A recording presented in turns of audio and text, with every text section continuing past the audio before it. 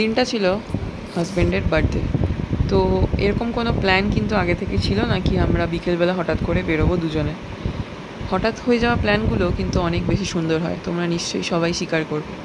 আগে থেকে করে রাখা প্ল্যানের থেকে হঠাৎ ঘটে যাওয়া জিনিস কিন্তু অনেক বেশি সুন্দর আর খুব প্রিসিয়াস হয়ে থাকে আমাদের লাইফে। তো কথা বলতে বলতে আমরা পৌঁছে গেছি ধুলাগড় টোল ট্যাক্সে। তোমরা যারা কলকাতা থেকে বেরিয়ে অন্য কোথাও সফরের জন্য যাও তারা নিশ্চয়ই ধুলাগড় টোল ট্যাক্স পেরিয়েই যাও। হ্যাঁ, এটা কিন্তু পেরোতেই হবে খড়গপুর লাইনের জন্য। এরপর হঠাৎ একটু ঝিরিঝিরি বৃষ্টি পড়তে শুরু করলো আর আমরা পৌঁছে গেলাম এখানে অঙ্কুরহাটির রাস্তায়। অঙ্কুরহাটির রাস্তাটা কিন্তু একটু জ্যাম থাকে। তারপর আমরা কোথায় যাব উদ্দেশ্যহীনভাবে যেতে শুরু করলাম, আর রাস্তার মাঝে হঠাৎ দেখলাম এই ক্যাফেটা। এই ক্যাফেটা কিন্তু নতুনই হয়েছে, কফি হাউস ক্লাসিক। আমি এর আগে ফেসবুকে একটু কারোর ভিডিওতে দেখেছিলাম, কিন্তু এরকম কোনো প্ল্যান কিন্তু একদমই আমাদের ছিল না। আমি বলেছিলাম রাস্তার ধারে কোনো একটা সুন্দর জায়গায় আমরা যাব আর তারপরে কেক কাটবো। তো এখানে ঢুকে দেখলাম সুন্দর করে সাজানোই রয়েছে সমস্তটা।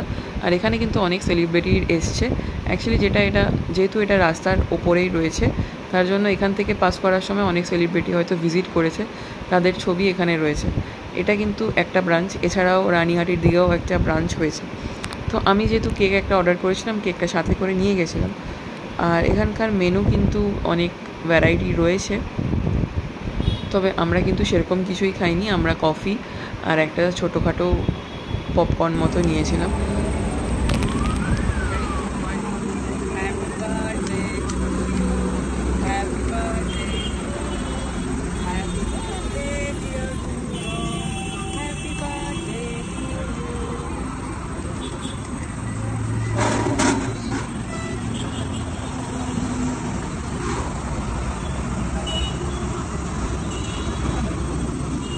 তো দেখতেই পেলে কেক কেটে নিলাম আর কফি আর স্ন্যাক্সটা খেয়ে নিলাম। এইভাবেই কাটলো সন্ধ্যা। আর এই দেখো কেকটা, যেটা আমি অর্ডার দিয়ে বানিয়েছিলাম, কেমন হয়েছে অবশ্যই জানে। উপরে কিন্তু আমাদের ছবি রয়েছে সুন্দর।